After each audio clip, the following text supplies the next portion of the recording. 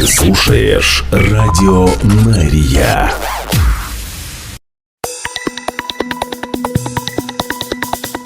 Израильская служба новостей в прямом эфире на Радио Мария. Здравствуйте. Сегодня 29 января, среда. Мы начинаем.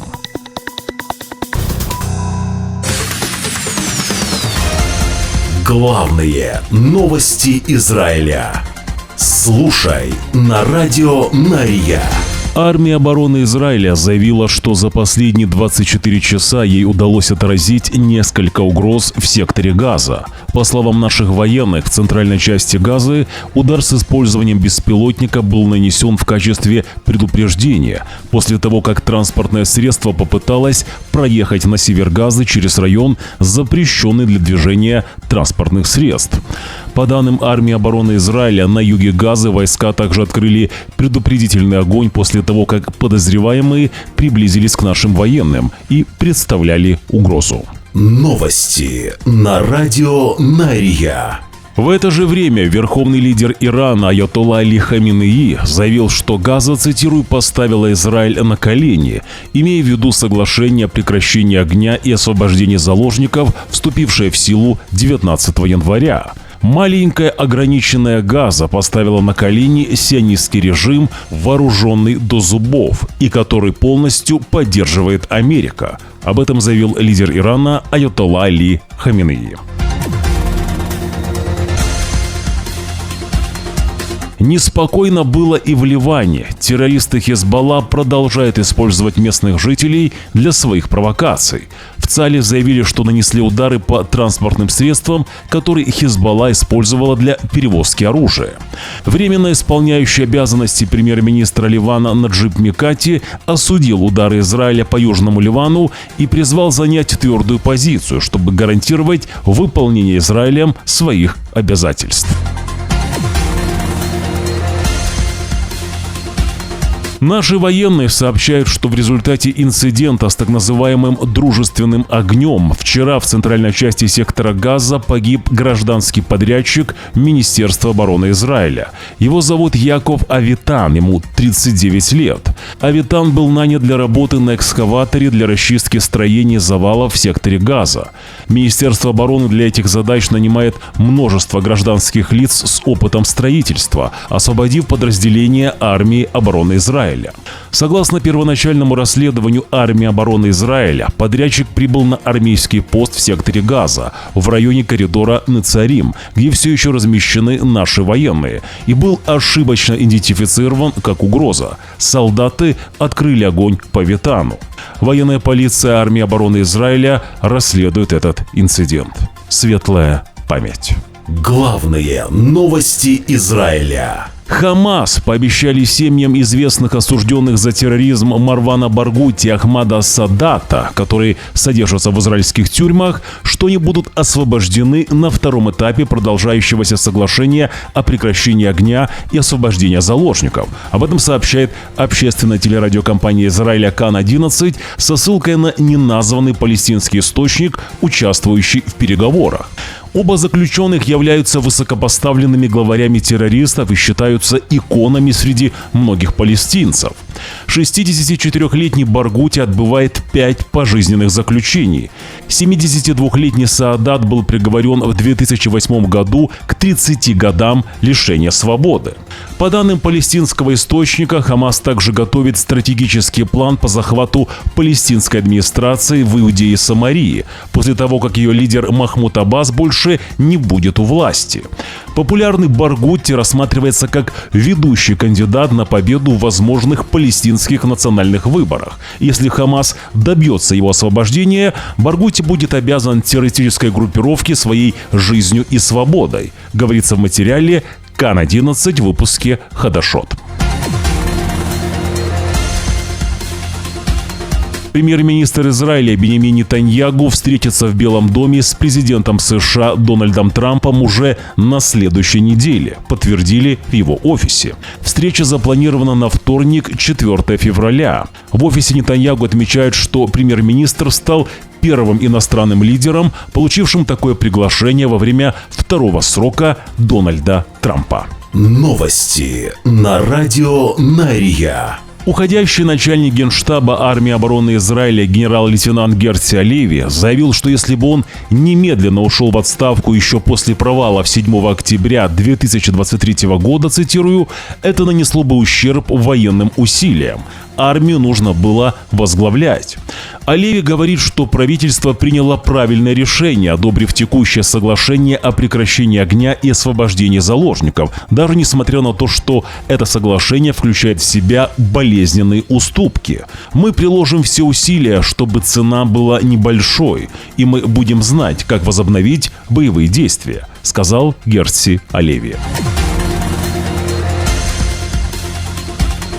Министр обороны Израиля Исраэль Кац заявил во время визита на сирийскую сторону горы Хермон, что армия обороны Израиля останется там, цитирую, на неопределенный срок.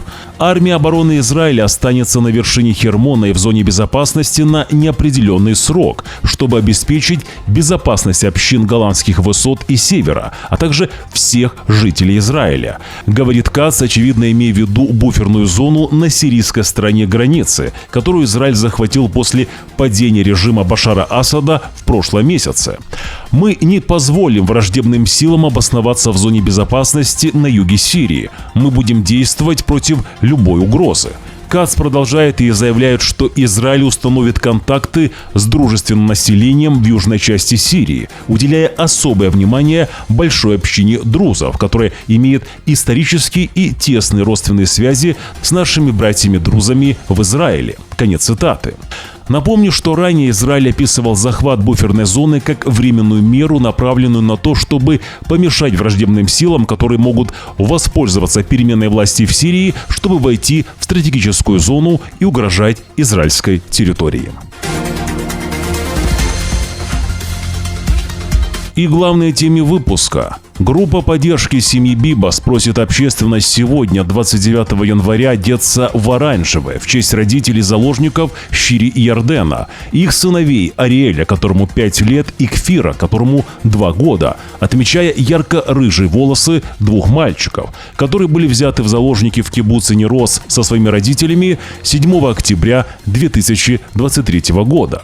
Инструкции таковы: носить оранжевую одежду или аксессуары, привязать оранжевые ленты или воздушные шары к машине, балкону или офису, а также использовать оранжевый цвет любым способом. Народ Израиля не забыл семью Бибас. Присоединяйтесь к нам, и мы окрасим страну в оранжевый цвет. Родственники семьи Бибас заявляют, что они все еще надеются, что семья Бибас вернется из плена из сектора Газа, цитирую. Хотя Шири и ее мальчики должны были быть среди первых 7 гражданских заложников, освобожденных за последние 10 дней, несмотря на серьезные опасения за их жизни. Мы говорили тогда и говорим сейчас. Мы сохраняем надежду и продолжаем ждать их возвращения. Мы ждем ясности относительно их состояния. Список, который недавно был передан Хамас Израилю, не является списком имен и не меняет нашей точки зрения. Даже список имен, заявление Хамас или любое видео не считаются для нас уверенностью, что они живы, говорят родственники семьи Бибас.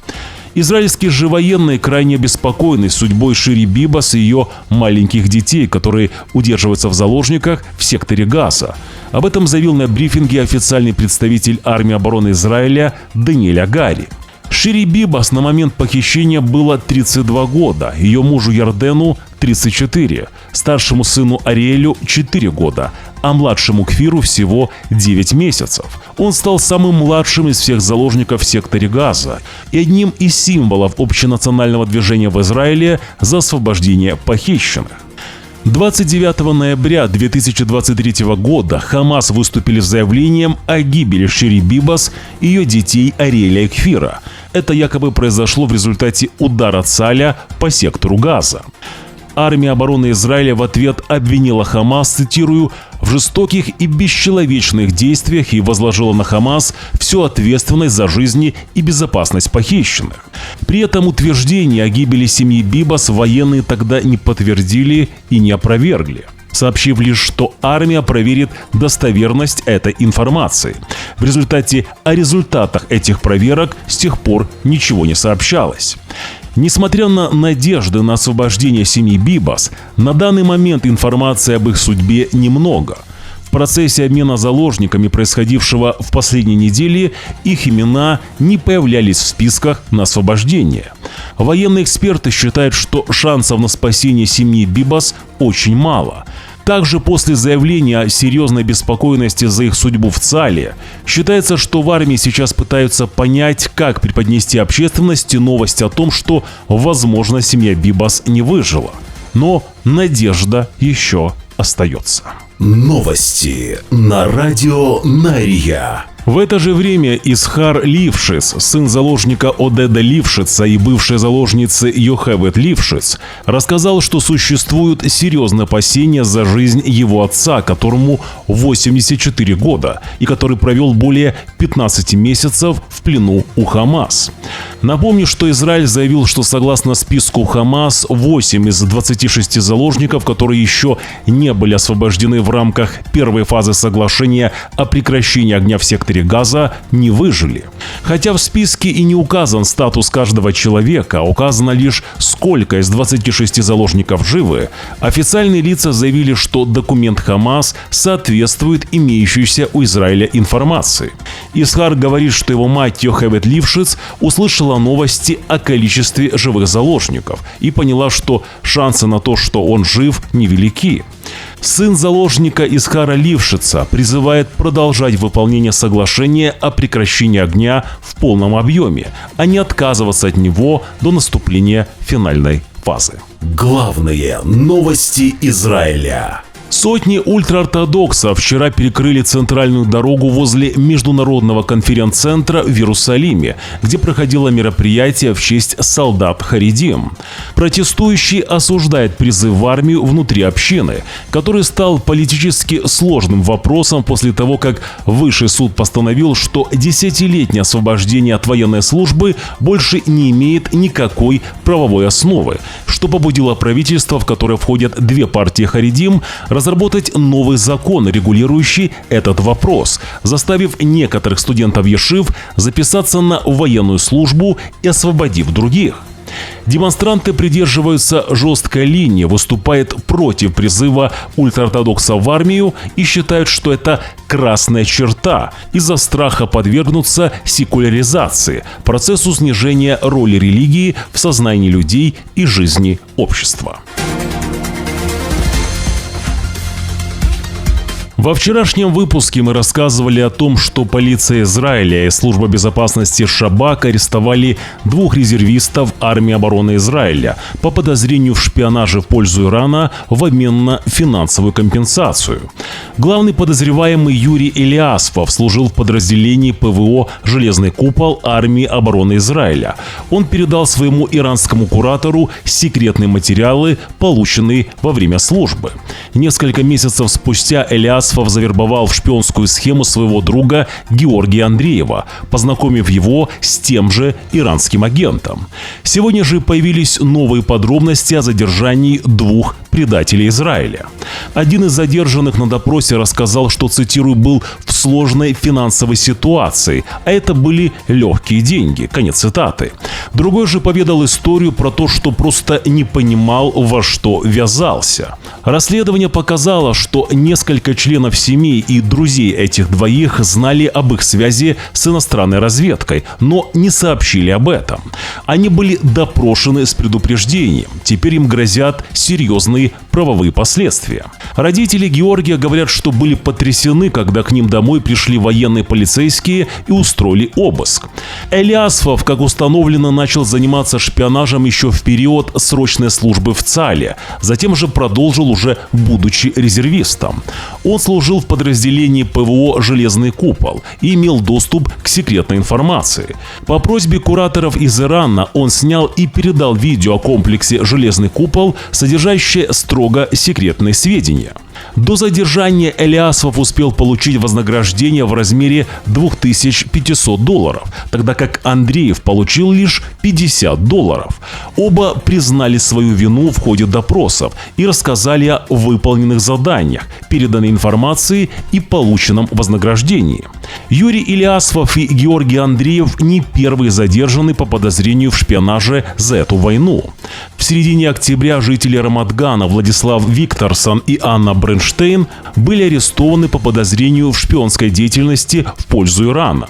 Их обвиняют в контакте с иностранным агентом и выполнении заданий, направленных на причинение вреда безопасности государства в обмен за вознаграждение. В декабре был арестован Александр Грановский, гражданин Израиля, житель Петах-Тиквы. Его заподозрили в причастности к ряду поджогов автомобилей на территории Израиля, совершенных по поручению иностранной разведки. Еще один предатель Израиля – Артем Золотарев, он из севера страны, был ранее отдан под суд за такие же работы на иранскую разведку. В обвинительном заключении фигурируют статьи о контакте с иностранным агентом, поджоге и порче недвижимости. По данным следствия, совершенные преступления были связаны с выполнением различных поручений за финансовое вознаграждение. Новости на радио Нария. Главные новости Израиля. Напомню, что вернулся телеграм-канал «Радио Нария». Подпишитесь уже сейчас. Там мы публикуем то, что не пропускает YouTube. Ссылка на наш телеграм-канал будет в первом закрепленном комментарии под этим видео. Также, если смотрите нас по телевизору, отсканируйте телефоном QR-код на своих экранах. Также в поиске в Telegram можете написать «Радио Нария» латинскими буквами. Нашей радиостанции нужна ваша поддержка. Поддержать нас вы можете прямо сейчас. Нажмите на кнопку «Подписаться». Также нажмите на палец вверх, если видео вам понравилось, или на палец вниз, если видео не понравилось. 80% наших зрителей смотрят YouTube-канал «Радио Нария» без подписки. Ваша подписка помогает нашей редакции. Благодарность и нашим спонсорам. Их имена сейчас на ваших экранах. Израильская служба новостей желает вам хорошего дня. Уже завтра, в четверг, 30 января, в 6 часов утра по Иерусалиму, мы снова в прямом эфире. Вы должны знать правду. До встречи.